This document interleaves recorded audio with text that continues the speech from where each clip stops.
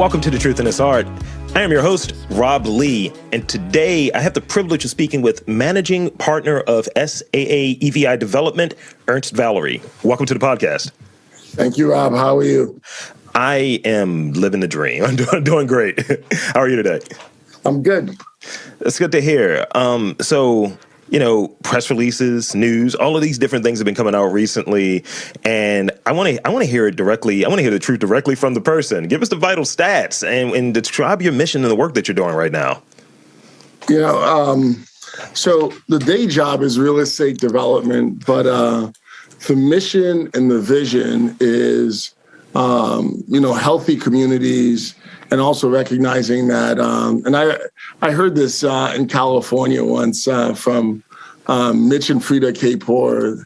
They were talking about how genius exists in every zip code.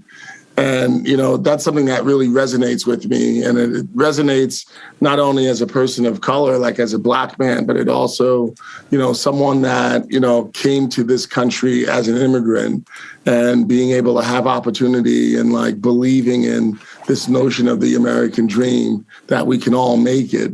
But unfortunately, the reality is, especially in these cities, we haven't been making it. And, everything has seemed to be aligned, right? Like most of these major cities have been democratically led. A lot of these major cities. So like those are the people that are supposed to care for us the most. Right. And when you really look at the stats and, I love the people that call for science and numbers, but in reality, they don't give too much thought to science and numbers, because when you really look at the numbers, the last 50 plus years that these major American cities like Baltimore have been led by Democrats, the Black family has actually done worse. We went from the beginning of that period where we were about half of the wealth of our white counterparts, white families, to not having families at all. And remember when it was a conspiracy that drugs were being placed in the Black community? Then it wasn't a conspiracy. But we went from about $40,000 of net worth compared to $80,000 for the average white family to now where the average Black family has negative $8,000 of net worth to $280 plus of the average white family. And so I wonder how that's possible. And I really look at real estate as a medium to be able to close those gaps and what we call leveling the playing field.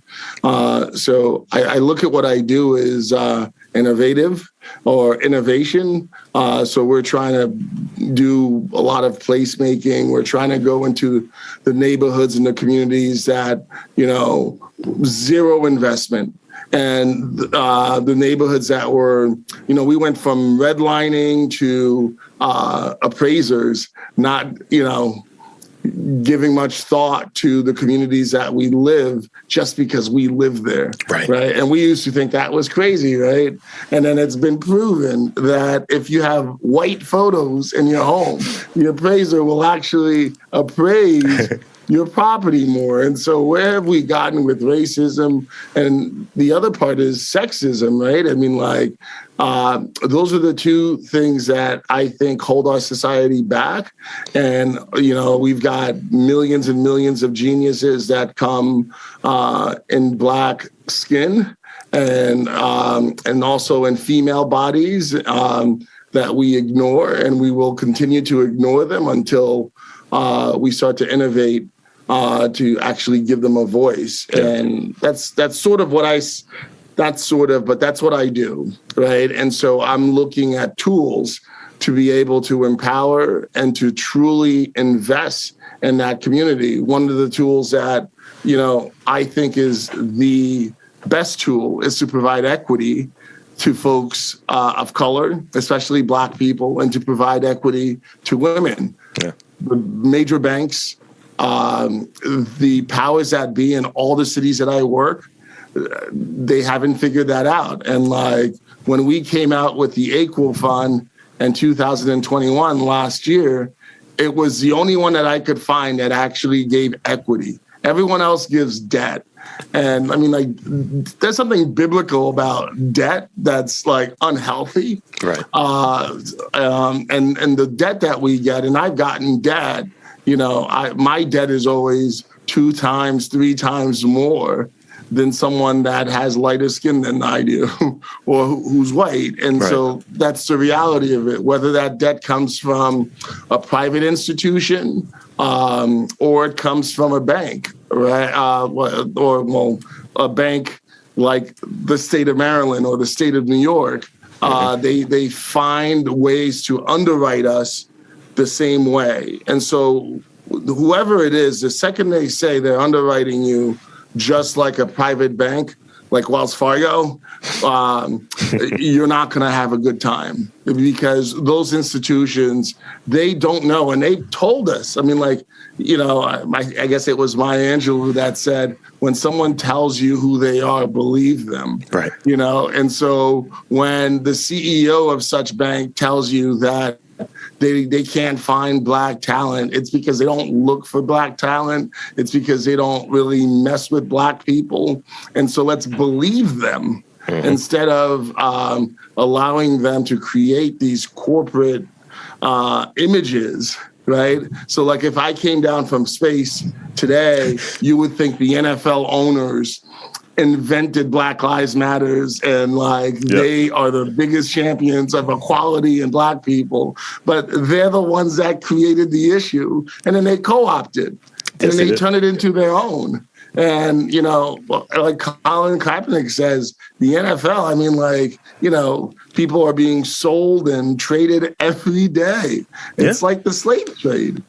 Yeah. And so I'll leave it at that. No, I think and I have a thing I want to pin back on that you mentioned, but I'll come back to it after this. I guess rumination, I suppose, where you have like the NFL used as an example.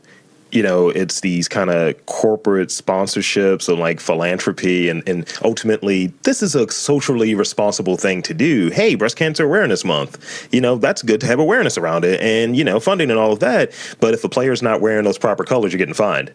It's like a really weird thing. And the majority of the league is Black, and it's a really weird, punitive, don't get out of line now kind of thing. But ultimately, it's supposed to be for good of a certain class of people, and people that kind of encounter certain issues or have you. But really, it's a punitive component to it too, which is super odd to me.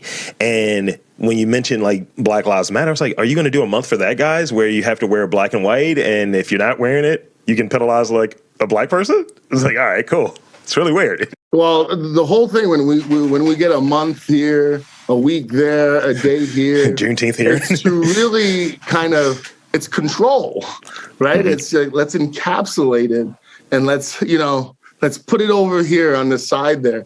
Look, at the end of the day, someone said this to me, and I truly believe it.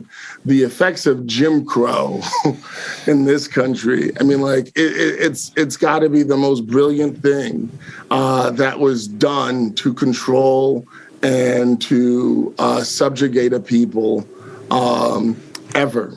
The British Empire, all of it. The Alexander the Great, they have nothing on Jim Crow. So you mentioned Wells Fargo, so I want to move this question up because you already got the question, so you know where we're at. But recently, there was that news about Wells Fargo showed more than half of the Black applicants weren't approved by that mortgage lender or what have you, and it's kind of poking that notion of there's not an equal share, that's not an equal shake, that's not an equal opportunity. What are your thoughts around like that kind of news and news similar to that in terms of lending, home ownership, things of that nature when it comes to Black folk? So, Black people should not expect to borrow money from these major institutions at an equal or fair basis. I mean, they create these systems like the credit score and everything. It's all based on being like a middle-class white male. Mm-hmm. Right. Yeah. And so they back into it. And I mean, so at the end of the day, I tried to deposit my money at Wells Fargo and I was rejected. So why would they give you a loan? Right. And at the end of the day, what we're fighting for with our lawsuit, because we sued them, because it made no sense why I couldn't deposit something that I gave them forewarning. I had 33 accounts at this one bank and 30-year history at this one bank, not 3 years. Yeah. I didn't just open the account, 30 years of history. And to go through that type of humiliation. And, you know, at the end, it really showed me something about like the news media and you know, because they could care less about what happened to me because I'm nothing. Yeah. Most of us, we are nothing, right? And even when they try to act like we're something, when we're an athlete or when we're an entertainer, they're just waiting to tear us down. Think of any entertainer that's actually tried to move the needle and level the playing field and make the lives of people of color better, that hasn't been torn down by this system, that hasn't been, whether it's like physically, right? Think of Muhammad Ali, like what he went through, and physically, you know, everyone's like, oh, well, he got this disease, you know, and I'm like, you know, what had to wear on a person to physically, you know, break down? So at the end of the day, you know, these institutions, they control our courts. Yeah. They control our politicians. Our politicians just placate to us, but the big money is from them. Right? So our politicians are doing their bidding. And then the Supreme Court allowed it by saying, you know, LLCs could like invest, you know, endless amount of money in political campaigns. Right. So at the end of the day, what do we control? And even if you go, and this is what we did, you know, we went to Wells Fargo and we said, you know, let's make this world better, right? Let's level the playing field with your capital. You know, you have a major problem. They didn't want to hear that. At the end of the day, you know, we're in a court battle that is I don't see how the people win when, you know, the courts are stacked against us, the politicians are stacked against us, and more importantly, the media could care less. Like, they should be telling us, you know, more of these things and what's being done about it. And they'll do it for 5 minutes. It's like, you know, not even 15 minutes. It's 5 minutes. They won't report it fairly. And then they move on to the next thing. You know, it's sad, and it makes me want to fight more, right? Yeah. And I hear that, and it's one of those things where one of the things you mentioned in there was that, you know, ultimately the people that should care or that should care don't care. And I go back to a interview I did with Jamie Wooten from Collectively, and he was talking about this huge donation from Calais Campbell from the Ravens. And no one talked about it. It's like the biggest one to a black-led like kind of charity or what have you ever. And so that's a sports story. That's a Baltimore story. That's an entrepreneur. No one's talking about it. Right. Where's the Baltimore Sun? Where's the Baltimore Business Journal? Where's the New York Times? And the reason they don't talk about it is because like only white people can save black people. Right. Yes. Yeah. You know, just to put it bluntly, right? And so when you start to show the ability to save yourself and do for your own community, the system does not like that. The system wants Able Foundation to save you, right? And then when you walk into the Able Foundation, you know, there's pictures of black kids, and you know the leader there is like, my black boys. You know, to me it sounds like my little Negroes. And that's exactly what he means. And the system, they know it, but no one has the courage to be like, why do we allow this to happen, right? And so now here's a person of color that's doing the right thing, but, you know, let there be one allegation against them, and that's the news for the next, 25 cycles. Like I left a place, a fundraising place, a rather large one here in Baltimore, because I made the point in a meeting about diversity, and I told the new diversity person that comes in that it's kind of odd that we have these people here and we can leave in broad daylight, but we're in the middle of Baltimore and people were just taking Ubers. Like they're just so afraid of just being outside. I was like, you're working, you're saving this community, aren't you? You're getting this fair trade coffee from these brown countries and these black countries, and you're doing the right thing. But when it comes to being around black people, you're afraid shook. of black people. Yeah. They are afraid of black people, and all those things. I love it. I was on the side of the highway and I saw this lady in her, station wagon handing out bags of foods to the countless homeless people on the bridge. And I think, wow, like that's not about the homeless people under the bridge, because the homeless people under the bridge have plenty of places they can go and get food. Yeah. That's about that person feeling good about themselves. Absolutely. Right? Because, I'll bring it into a different realm, right? They don't think giving black people money is the path forward. It's giving you a handout that they want to do, right? And then flip it to what's happening in Ukraine now, where white people are sending cash directly to people, their Uber accounts or whatever accounts they have over there. Yeah. They're sending money directly to them because they're white. It's like, oh, well, of course they deserve money because they are human. But when it's us, it's like, even when we started this Equal Fund, everyone wants to tell me, what kind of program is it? The second I say black and women and immigrant, it's like, what kind of program is it? What kind of handout? And they're excited about it being a program. And the second I say, oh, no, I'm providing equity to intelligent people of color who have skills, and to women of color, and to all women who have skills, I'm providing equity to them, then it's suddenly not attractive anymore, because it's like, well, how can we control that? Like, that's not about us. That's about those people doing well and being able to empower themselves. We want no part of this. Right. They won't need us.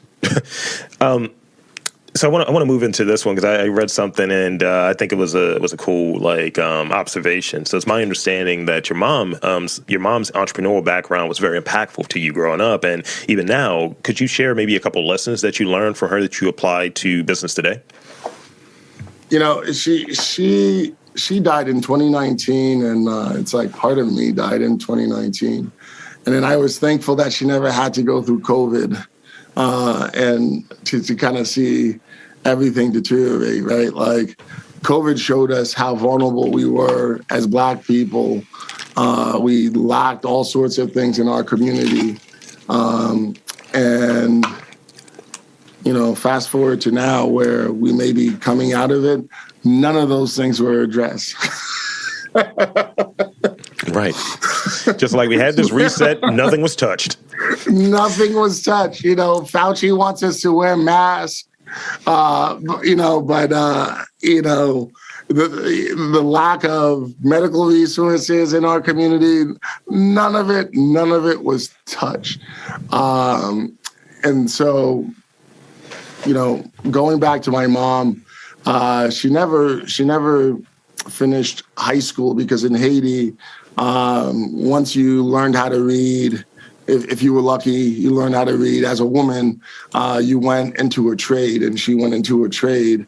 That was her high school. She learned how to sew.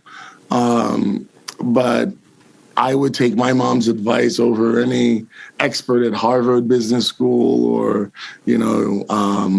Wharton Business School any day, because she gave me the courage and she gave me all I needed. And she was the first person to invest equity in me. She found $25,000 in her mattress, and Haitian American women, they save their money in the Bank of Sealy Serta. And she didn't trust the banks, and I don't blame her. Right. And so one of the lessons to this day is just, being able to deal with adversity, and then, being able to show up in very difficult moments. Like my mom, in some of the most difficult moments that our family has gone through, she was more of a man than like my dad, right? And because she was a soldier, she was ready to fight, and she was ready to fight for her family. And that's why I think so highly of all women, because at the end of the day, many people thought, the good things that were happening to our family was because of my dad, and my mom never said a word, and she just kept on working. She didn't need the credit, although I think she should have gotten the credit.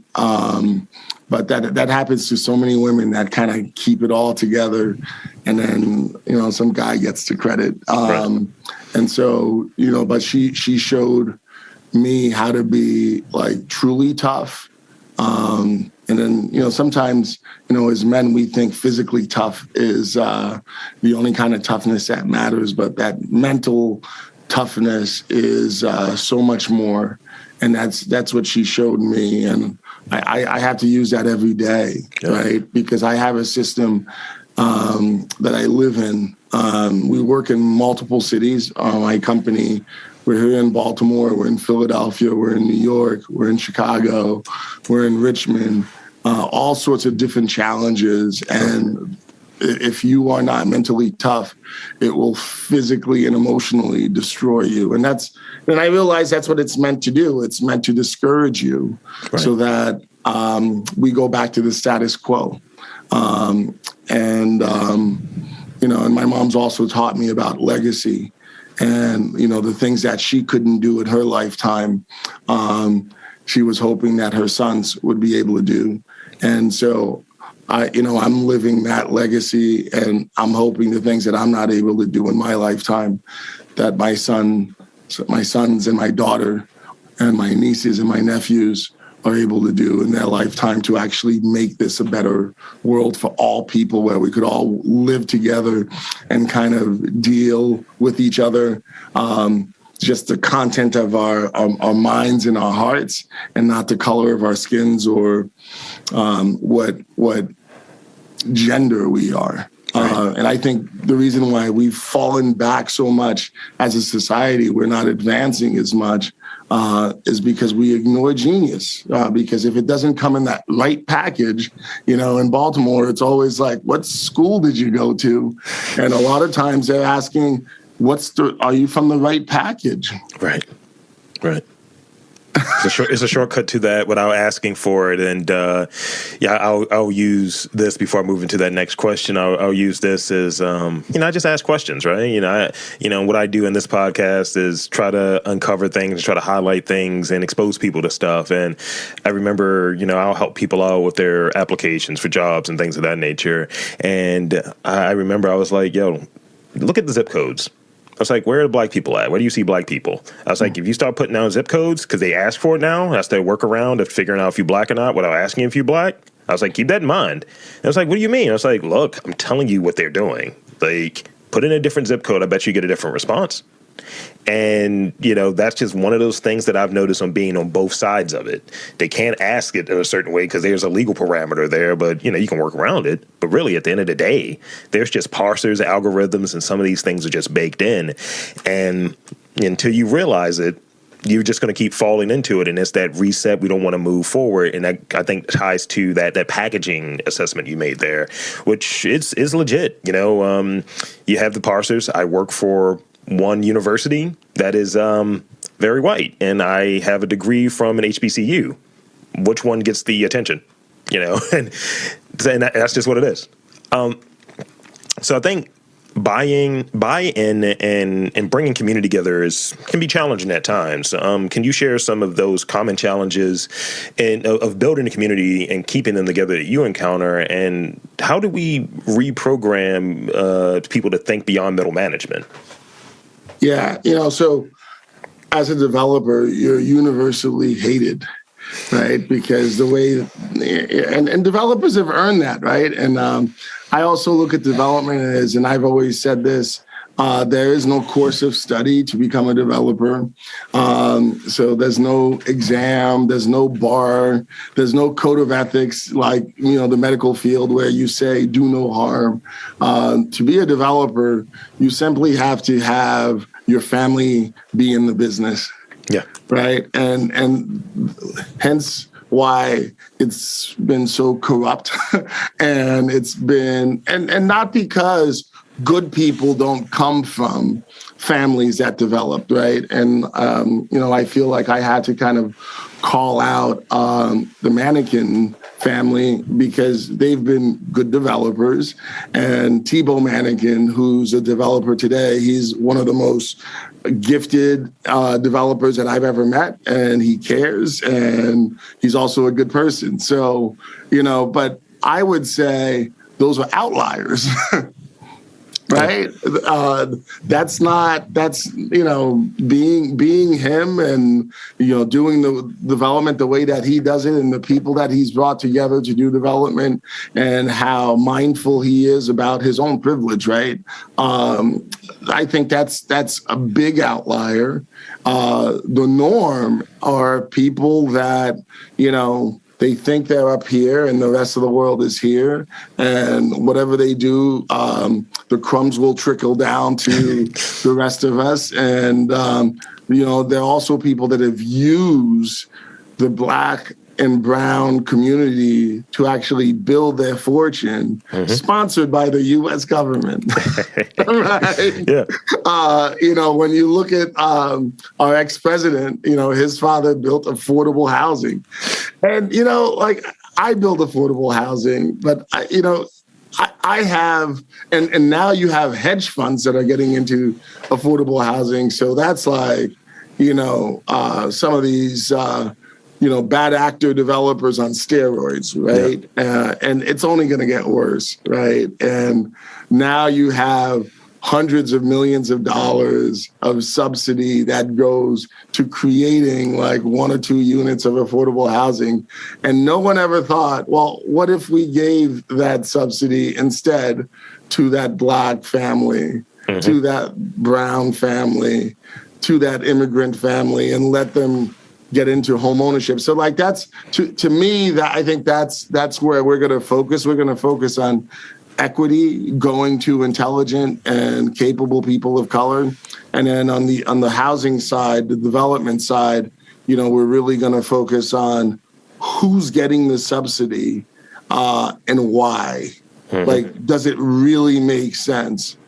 Some of these valuations that we're getting for affordable housing, does that all really make sense? Or is it the appraisal world that's in cahoots with, these bad actors to only make things worse? I mean, so the challenging part is, in plain sight, some of these negative things are happening. And so how do I go into a community when what I do is clearly, questionable, right? Being a developer. But then as a developer, I also know that it's hard. Like, you're putting up personal guarantees. You're putting in a lot of work, years of work before something actually happens. I mean, so there's this balance. And one of the ways I try to resolve that balance, I was trying to do this thing called the Real Estate Developer Index, where you actually judge developers based on what they've done, than, trying to figure out that, how good their PowerPoint was or their PR firm. Right. And that was universally rejected because, other developers were like, we're going to sue you. Why should you get to judge us, right? And tell people the truth about us. And so, what we're trying to do is when we go into a community, we try to first have those initial conversations with the actual stakeholders in the community, right? Not the 5 people that go to community meetings and say it's their community, but we really try to talk to all the people. And then we also try to talk to the people that represent them.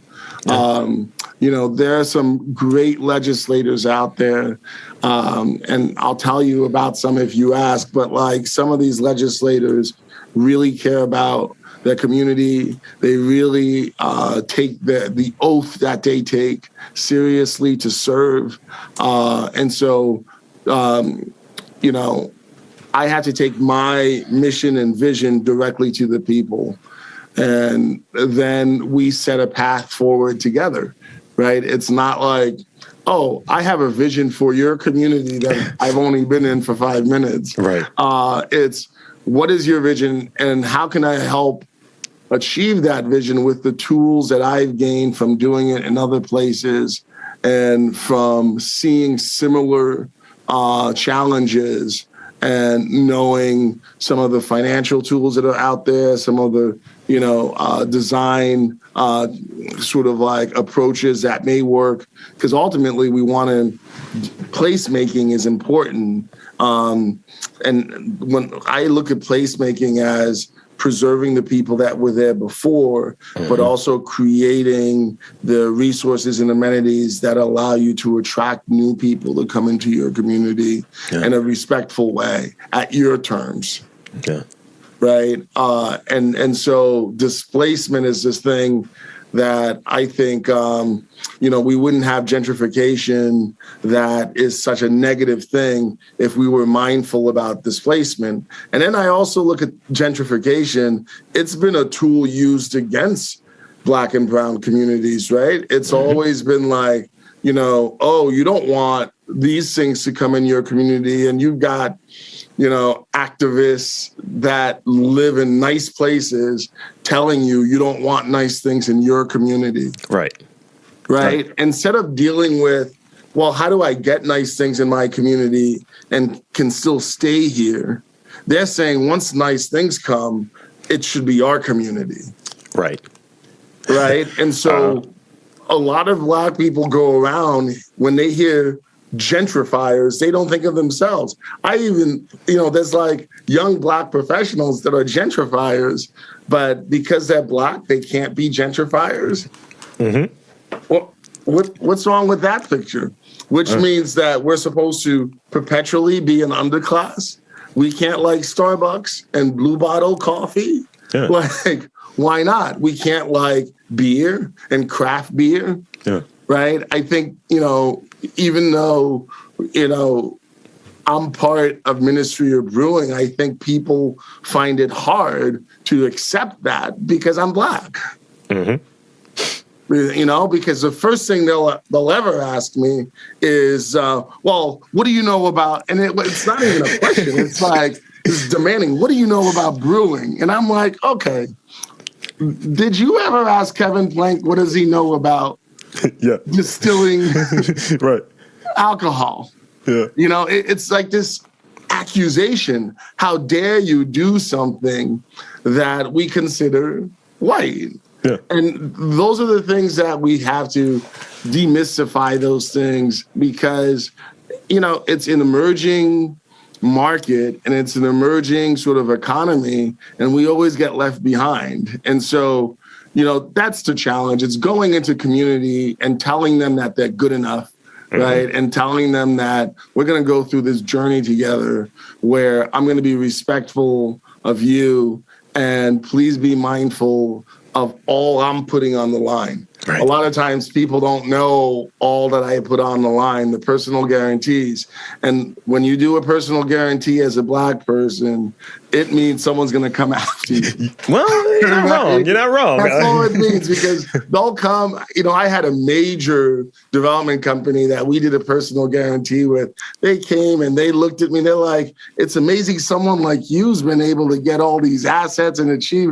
And I was like, oh, Lord, these people are going to sue me.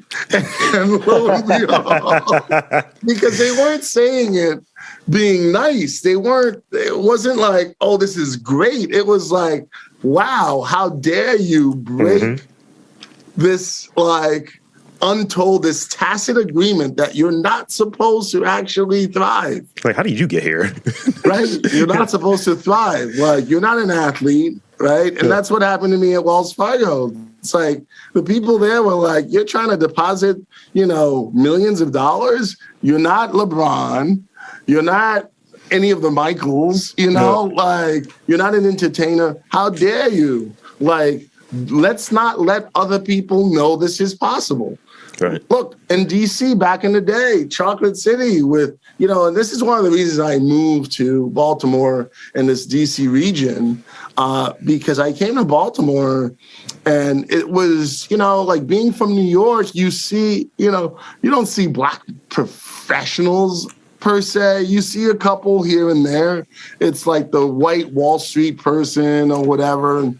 But down here, you see Black professionals, right? Yeah. And especially in DC. And that was something like, man, if I have to raise, Black kids, I want them to be around where, the person that owns the company. I mean, like to this day, like some of the hardest things, people can't believe that I own a company. And I'm like how, like, you mean you work for the person? Like, I own it. Is it? It's like, like it's this guy's story. Like people, especially people that look like us, right? That are Black folks that are like, and again, it's that Jim Crow thing. It's like, it's pretty powerful. It's like, how dare you? It's almost a who's your master kind of thing. Right. So when I go into communities and like, I'm not afraid of Black communities. I love working in Black communities. And, part of it is to get people to understand that they're worth it, right? It's like, it's therapy. So before development, it's like, let's like commiserate. And then let's go through this process of understanding that you're worth it. Your community deserves the cafes and all this stuff. And it's okay to have all those things, and then it's being open book and straightforward. And, I don't think anyone could ever say that I told anyone in any community I was going to do something that I didn't do. Yeah. So it's also keeping your word and fighting through, because I've seen it at so many different levels where all the good things that we do, the media doesn't want it out, city officials don't want it out, they want to take credit for the work that you do, and it's hard, but we really have to, I can't believe it's 2022 and we're still talking about the same things. Yeah. We're still having the same issues, even with social media. That's how I know social media doesn't care about Black people, is because we're still having the same issues. Like, we can't even get, the facts out, And so before people start saying science, like, and facts, really believe in it. Mm-hmm. And we do it one small community at a time. And so when we go into a community and, we also believe in diverse communities. Yeah. Right. And I think that's, because, I would say, Dr. King, Malcolm X, those two incredible men were converging. And that's why they had to die. Right? Because instead of like, let's go back to Africa, Malcolm was like, wait, I'm from Harlem. Let me take Harlem back. And then instead of, Dr. King, like, let's turn the other cheek, he was like, he went to Chicago and he saw the conditions we were living in. And he's like, man, Malcolm may have been right. Right. Let's go take this economic empowerment thing and let's do something with it. Mm-hmm. And I choose to live in between those two powerful, insightful, and incredibly courageous men. Right. Yeah. And but I don't want to die. But at the end of the day, it's, I just hope to have as much courage to really push that envelope that says no more handout, no more philanthropy with that's control, no more singular political party. No. Right? We belong to the Democratic Party. If you don't vote for them, you ain't Black or what have you. Right? You're not Black. Right? Really? Uh-huh. Really? Yeah. Like, ain't that something?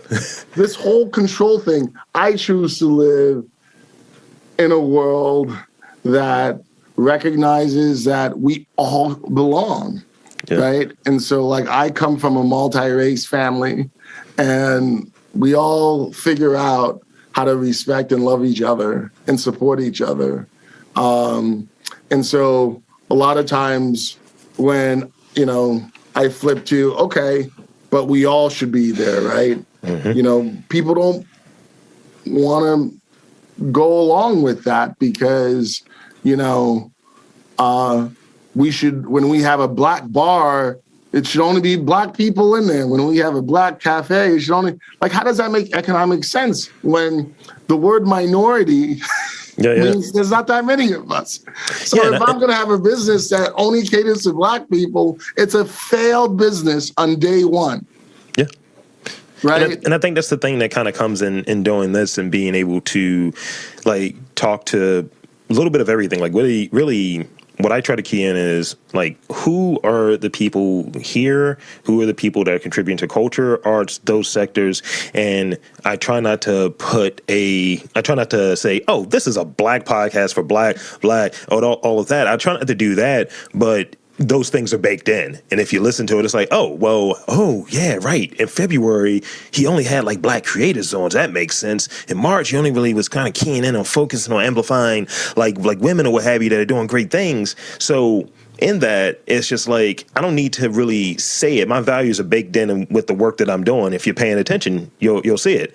So in that, I want to hit this last question and then get you some rapid fire questions, and then we can get out of here. So I read recently, you mentioned it a moment ago about ministry or what have you, and I've seen the recent news with Area 405 and the Pigtown Library. So tell me about, like, investing locally, and where do you see, like, Baltimore going in the next, like, 5 years or so from a cultural standpoint? In the next 5 to 10 years, I think Baltimore can be the greatest city in America. It could be the birthplace of where we truly start to give equity to people of color and women, which, by the way, is the overwhelming majority of the city. More than 50% women, close to 70% black. And by the way, they get less than 3% of the resources of the city, where white men, and I hate to say white men in such a broad brush because it ignores the middle class and lower class white men that are getting abused just like the rest of us. But they classify themselves in the theory or the concept of white, which is like what Donald Trump did to them. And so, like, they're okay with it because they're white. But I'm like, it's not okay for you either, because that 97% of those resources are going to a handful of white men. And they are, at the end of the day, they're not the path forward, right? They're not the ones that are going to be the creatives. They're not, because they never have to be creative, right? They never have to come up with new concepts and cool things. And, they never have to think, if I have limited resources, what sort of great things that can I do? So I think in the next 5 years, if we're mindful and conscious, Baltimore can have some of the most amazing and creative innovations in this whole world, if not this, this whole country, definitely, but in this whole world. When you see some of the small businesses, the tech businesses that are coming to this city, I think we really just have to, start to think, well, let's invest equity in those folks, as opposed to, let's send them to SBA loans from, whatever bank, pick whichever one that doesn't care about them. So I think, we also have a responsibility to make sure that women are at an equal playing field, because frankly, they're much smarter than we are. This is true. And much more, much more dedicated and able to move our city forward. And so I'm hopeful of that, and I want to be part of that. I want to help lead that. And when you look at our projects, there is no we hug the water or we're only next to Hopkins. We go to the people. Yeah, we go to neighborhoods and communities. And we can be anywhere in Baltimore because we're not going to let anyone tell us. And what's funny? My first project was the Medical Arts Building in Baltimore. It's in Mount Vernon. It was my thesis at Columbia. I went to graduate school at Columbia University in real estate. And I remember we finished that project. We had some parking issues with the neighborhood. And the white man who led that community association of 5, he got in my face and he was spitting up in my face. It wasn't a very COVID-friendly conversation that I had with him. And I think he was trying to get me to be angry, right? Yeah. And that's why I forced myself to smile, right? Or else I'd be angry all the time, right?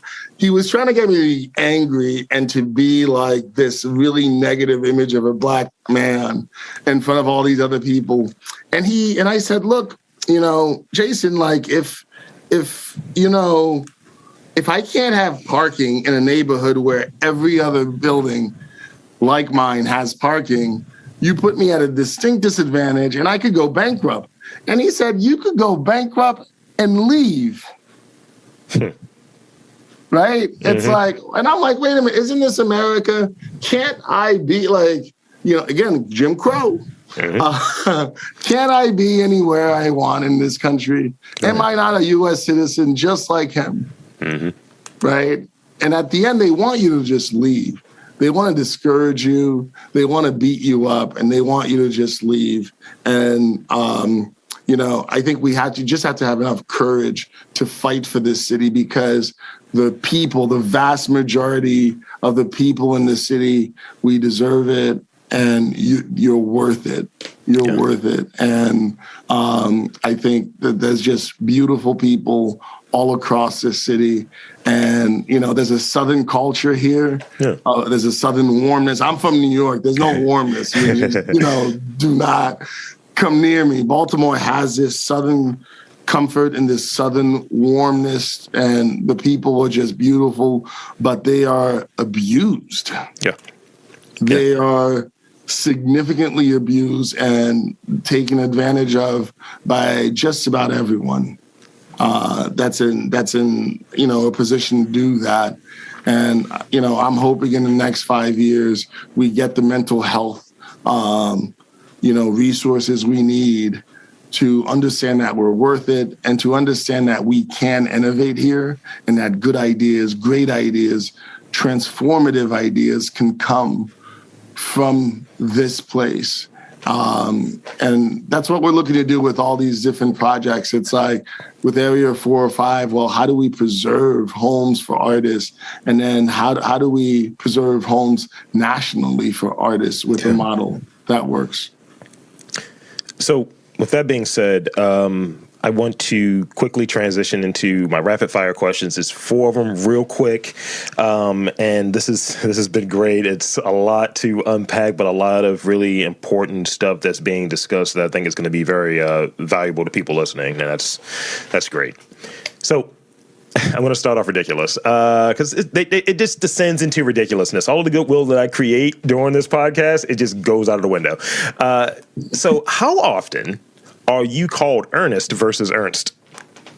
Oh my God. About 63% of the time, someone, they just don't want to say Ernst. It's like they go straight to Ernest.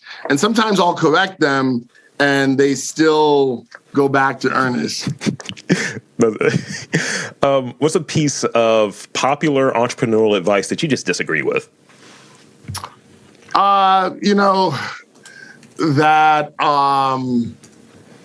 I've never gotten a lot of, there's a lot I disagree with, but nothing is really coming to mind. It's, Wow, you stumped me on that one. Nothing came to mind. Maybe later. Yeah. In 3 words or less, ultimately, what do you believe makes your brand, your approach successful? Integrity, relentless, and ultimately unafraid. Okay. And lastly, both of these are very word related, so that's funny. What is that one word that you believe to be the most powerful word in the English language? Equity. Oh, there you go. So with that being said, that's all I got.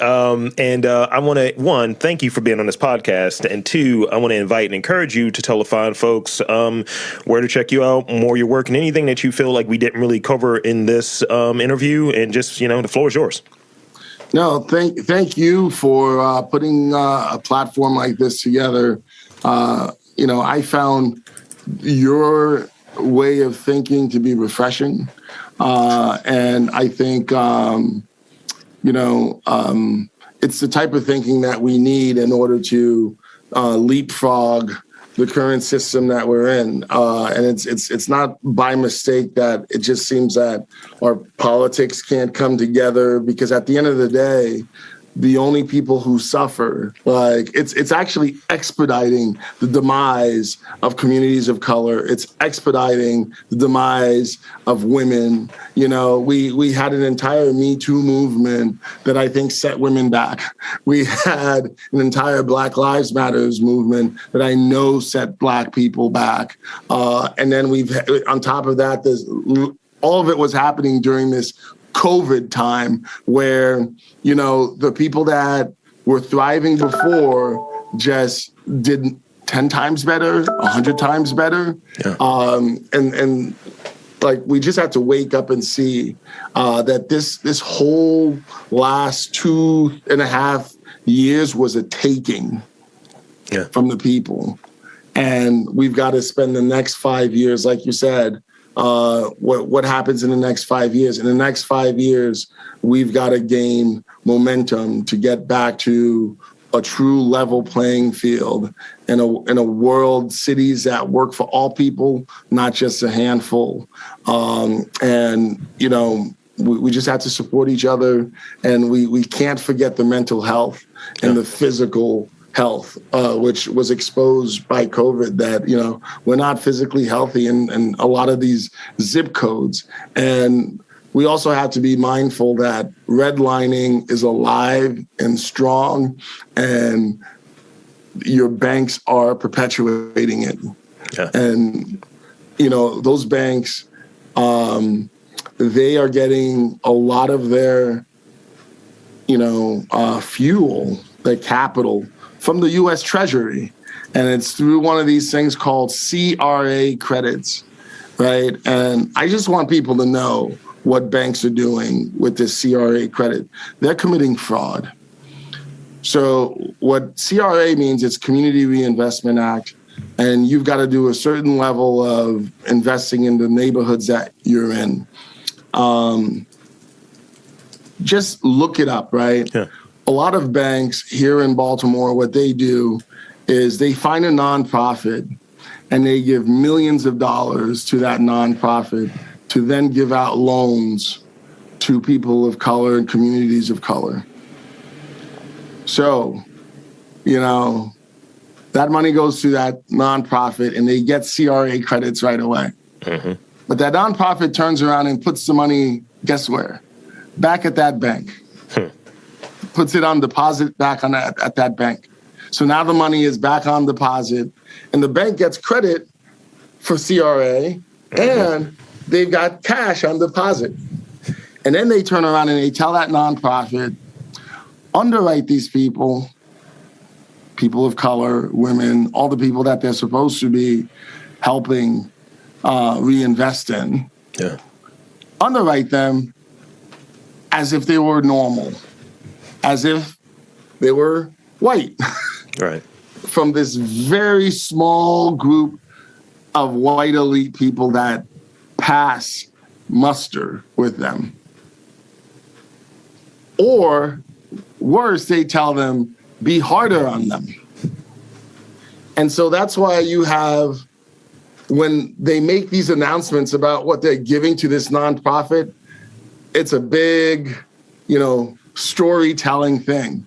And I still haven't gotten the whole storytelling thing, because people tell stories about what they're going to do and they never do it. Right. We go out and we do things and we don't get credit for it. So these folks tell a big story. They get their PR firm and they've got commercials. You can't watch a ball game without seeing their commercials about how they invested in your community and some cheesy music in the back. But at the end of the day, they didn't invest anything. They just got CRA credits. Yeah. And at the end of the day, on the other side, no one's getting approved. They've got millions of dollars sitting there, not going to the community, not going. And we've got to change that. And I'm committed to doing that. And we started with the Equal Fund. The Equal Fund is my contribution to society. It's the concept of giving equity to people of color, to women, to immigrants, to truly level the playing field and to recognize their genius, just like we do, any privileged white kid. Like, think about it, Bill Gates, the one from Facebook, Meta, right? The one from Uber. Yeah. All these, like, what do they have in common? They're privileged white kids that get billions of dollars off an idea that, to be honest with you, these are ideas that come from the hood. They come from a lack of, look, Uber is hacking in Baltimore. Yeah.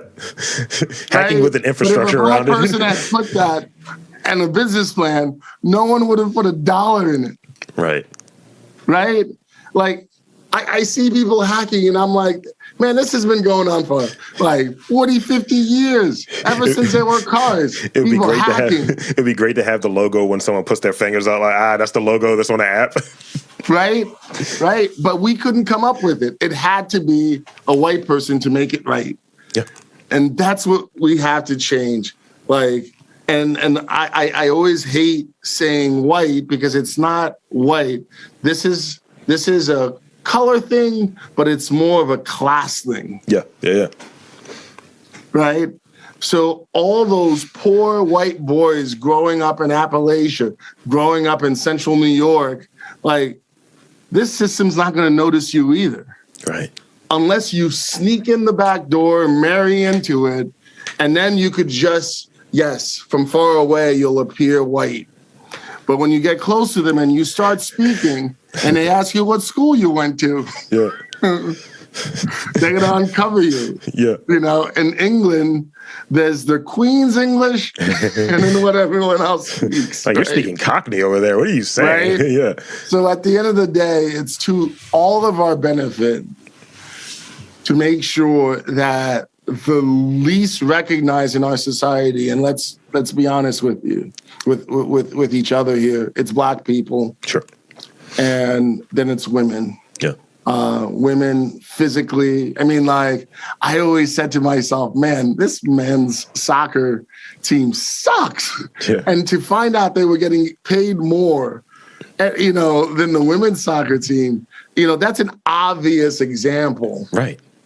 Right. That we couldn't ignore. So let's not ignore the fact that, 97% of our resources in this city of Baltimore, especially in real estate, go to 4 or 5 white men. Yeah. And then the rest of us are like, we have nothing. And like I said, it has less to do with race and more to do with class. Yeah. And once we recognize that, and once we have, and it's almost like when you go into a community, you want to make sure you have affordable housing before you build the market rate stuff, before we solve it for everyone. And that's the poor white young man growing up in Appalachia as well, before we solve your issue, because you've done a lot. to make it your issue, right? Yeah. You've fallen for the concept of white, like where they say, we know your life sucks, but you could win the lottery and be really white like us, and it's not happened for you, has it? Right. So at the end of the day, this class thing has to stop. So we've got to recognize the most vulnerable of us all, and that's Black people and women, and we've got to invest equity in them. And I hope people join me in that. It's a genuine effort, and I think it is the path forward, so that another 50 years doesn't go by, and the wealth gap is even greater than what it is now. Right. So, with that being said, I think we're good there. Just tell the fine folks your website real quick so we can wrap up here. So AEQO Fund is AEQO is AEQUO Fund, FUND, one word, AEQOfund.com, and it stands Latin root to level field. Let's level the playing field. So I want to again thank Ernst Valery for coming on to the podcast. And I'm Rob Lee, saying that there is community, work, all just the good things happening in and around Baltimore. You just got to look for it.